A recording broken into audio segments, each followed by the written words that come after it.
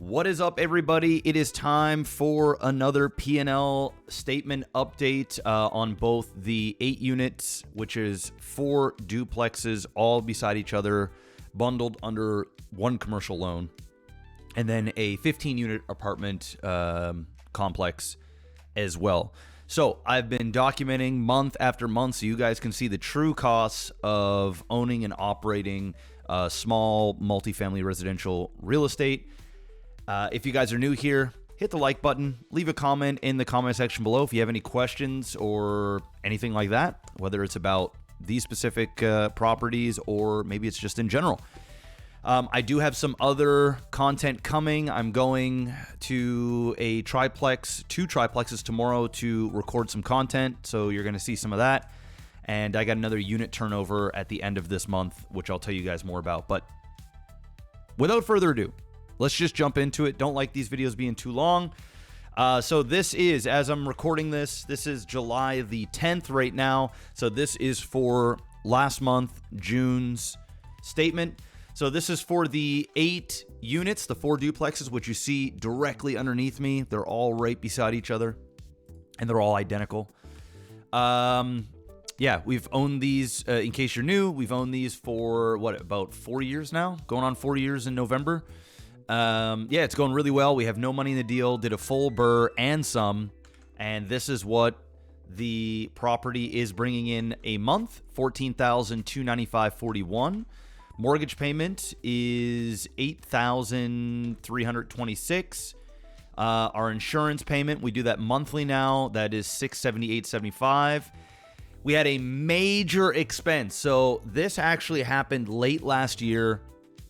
We had a hot water line leak in one of these duplexes. They had a hard time finding out where it was. We had to punch a lot of holes in the walls. The water did a decent amount of damage in one of the bedrooms, so we had to gut all that out, replace everything. Finally found it, but we were having some issues with how much they were charging us for it. Nonetheless, we were disputing it. We had like so much time to pay it anyway, but we were kind of going back and forth. We ended up settling on this amount. So this isn't something that actually happened this month. This was done months ago. But we just finished making, we just paid out the amount this month. So that is taken care of. Lawn removal is $150, and that does all 4. It's super easy. The yards are small, and they're all right by each other. So our total operational expense was $14,438, all thanks to this, really.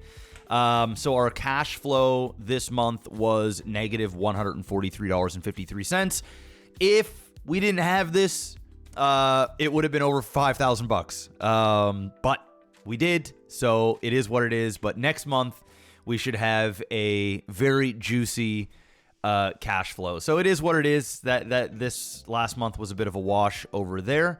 So that's for the 8 units. Let's jump into the 15-unit building. All right.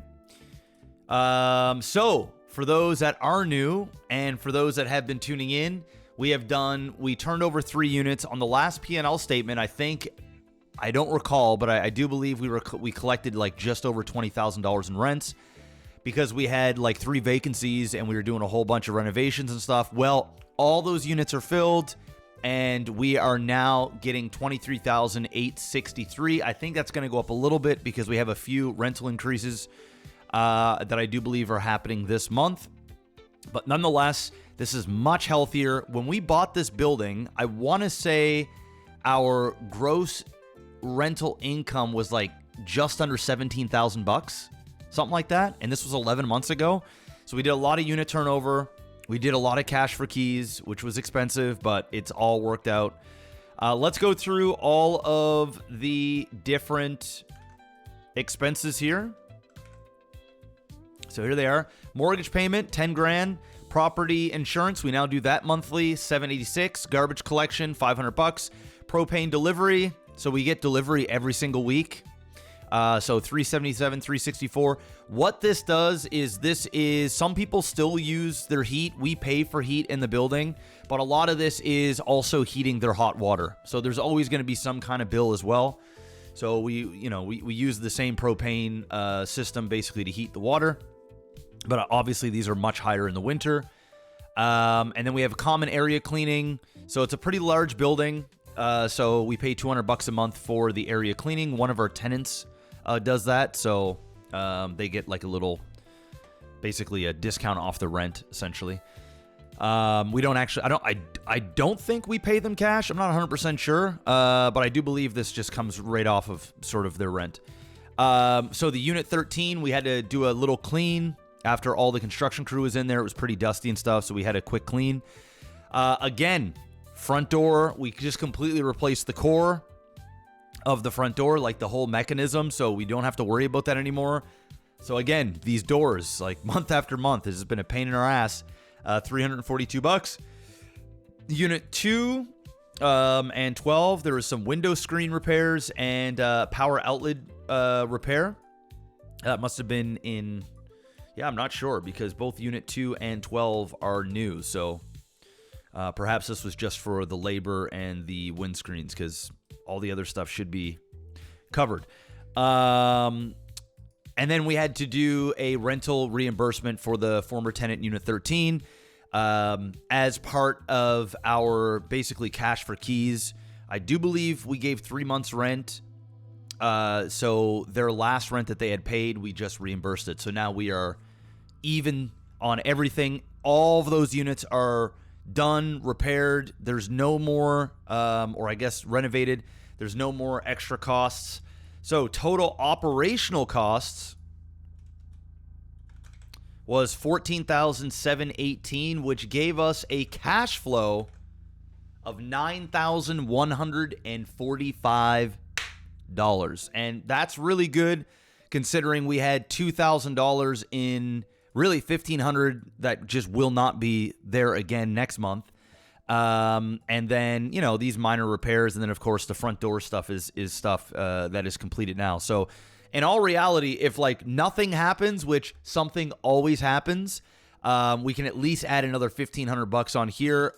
And that's pretty much what we're going to be cash flowing. We have one more unit turn to do. But we're just kind of leaving that be and just kind of letting her do her thing. So we're not really looking to do any turnovers. If people just naturally move out, then we'll go in there. We'll do our strategic renovations, kind of give the units a facelift, add a washer dryer in there, and that's pretty much it. We don't really have to gut any more of these units. We will have to gut that last unit when they move out eventually. But all the other ones now are pretty much good to go. So there it is. You know, if we didn't have that huge bill from several months ago that we paid, we would have cash flowed with these 23 units. Man, we would have cash flowed like, you know, $15,000. But that's just not what happened. But it was still a very solid month. $9,100. We're very, very happy with how things are going. Let me know what you guys think in the comments section below. Feel free to go back like several months and look at those P&L statements back then to where they are now. You guys are seeing it happen in real time. I'm not leaving anything out. The good, the bad, the ugly, it's all in here. But yeah, again, let me know what you guys think in the comment section below. Look out for some more content. I'm going to do some filming at the triplexes tomorrow. And I have some updates on some other stuff as well coming up. So stay tuned. Big thanks, everybody, and I will see you all on the next one. Peace out.